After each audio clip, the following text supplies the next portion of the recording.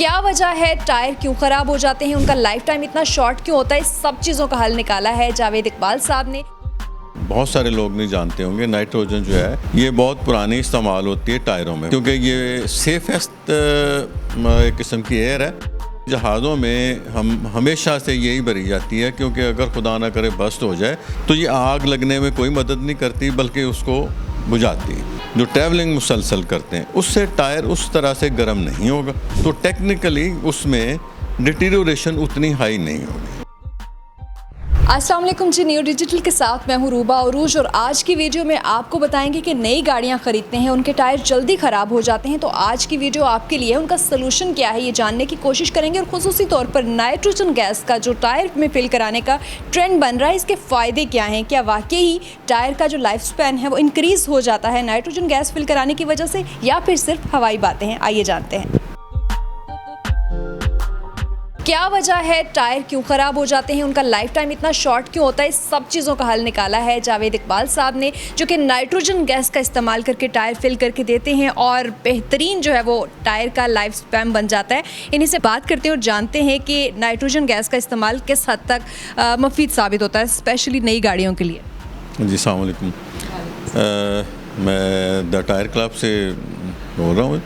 Nitrogen जो है जी ये एक्चुअली मेरा ख़्याल है कि बहुत सारे लोग नहीं जानते होंगे। नाइट्रोजन जो है ये बहुत पुरानी इस्तेमाल होती है टायरों में, बट जहाज़ों में, क्योंकि ये सेफेस्ट एक किस्म की एयर है, तो इसलिए जहाज़ों में हम हमेशा से यही भरी जाती है, क्योंकि अगर खुदा ना करे बस्ट हो जाए तो ये आग लगने में कोई मदद नहीं करती बल्कि उसको बुझाती।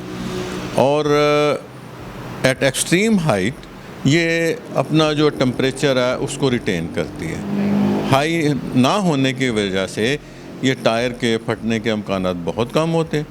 और चूँकि अब पाकिस्तान में मोटरवेज़ बन गई हैं, हमारी जो ट्रैवलिंग है, हमारी कम्यूटिंग है वो बहुत हाई हो गई है, बहुत हाई स्पीड है। तो उस वजह से हमारे जो टायर हैं, आपने देखा होगा मोस्टली वो मोटरवे पे बहुत ज़्यादा इस्तेमाल हो के घिसते हैं।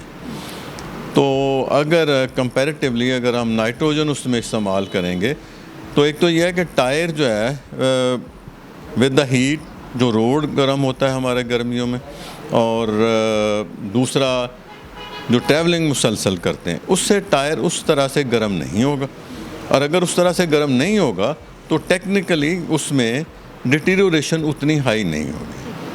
तो इस वजह से ये इसमें काफ़ी सारे एक्सपेक्ट हैं। और दूसरा ये है कि ये मसलन से कि अगर आपके टायर में 2 मंथ्स में 1 पाउंड लेस होती है तो ये 4 मंथ में 1 पाउंड लेस होगी, क्योंकि इसके मालिकुलर फॉर्मुलेशन जो है वो इस तरह से है कि ये कम लीकेज होती है। ठीक है, ज़बरदस्त। ये नाइट्रोजन गैस का इस्तेमाल तो आपके जो गाड़ी का टायर है उसको बहुत ज़्यादा सेफ भी बनाता है। ये भी जानना चाहूँगी कि इसको किस तरह से, कहाँ से फिल करवाया जा सकता है, कितना ख़र्चा आता है, कि ये बहुत ज़्यादा एक्सपेंसिव प्रोसीजर है, थोड़ा सा देखने वालों के लिए बताइएगा।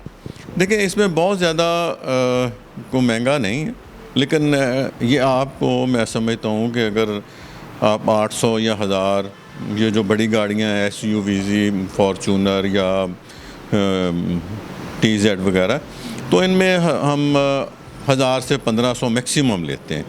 और उसके बाद जब वो 2-3 महीने बाद आता है तो हम 100 या 200 उसको रीचेक करने के लिए लेते हैं, क्योंकि अगर आप रीचेक भी हमसे कराएंगे ना तो फिर वो उसकी मिक्सिंग नहीं होगी आपके टायर में, वो उसमें वही रहेगा जो अपना नाइट्रोजन ही रहेगी। ठीक है, कोई सिर्फ नई गाड़ियाँ जो ख़रीदते हैं वो नाइट्रोजन गैस पे आ सकते हैं, या जो ऑलरेडी इस्तेमाल शुदा हैं, जो आम हवा भर रहे हैं अपने टायर्स में, वो भी नाइट्रोजन गैस फिल करा सकते हैं?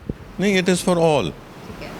मतलब जो पहले जिनके हैं ना, तो हम उसको ज़ीरो प्रेशर पे ले जाते हैं, तो दोबारा हम उसको टायर को फिल करते हैं। ठीक है, थोड़ा सा ये भी बताइएगा कि एक तो हम इसका बहुत ज़्यादा फ़ायदा उठाते हैं कि इसका टेम्परेचर आम रहता है, और साथ साथ जो है वो गर्मियों में, सर्दियों में, दोनों सूरतों में फ़ायदा होता है। अगर कोई नाइट्रोजन गैस फिल करवाता है, फॉर एग्ज़ाम्पल अगर किसी एक गाड़ी का जो टायर का लाइफ स्पैन है वो 10 मंथ्स या 1 साल है, तो कितना फ़र्क पड़ जाता है नाइट्रोजन गैस की वजह से?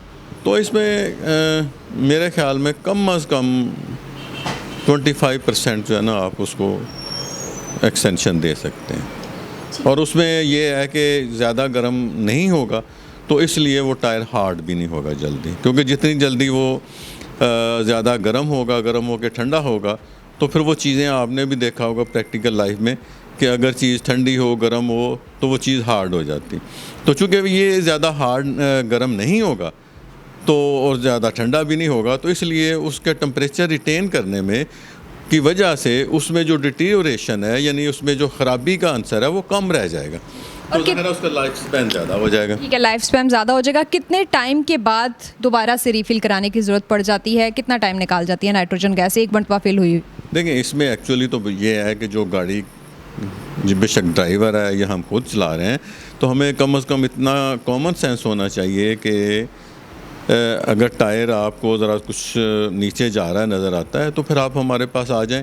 और वैसे भी मेरा ख़्याल है 1 to 2 मंथ से एक दफ़ा आप चेक करवा लें, तो वो दैट इज़ द सेफेस्ट।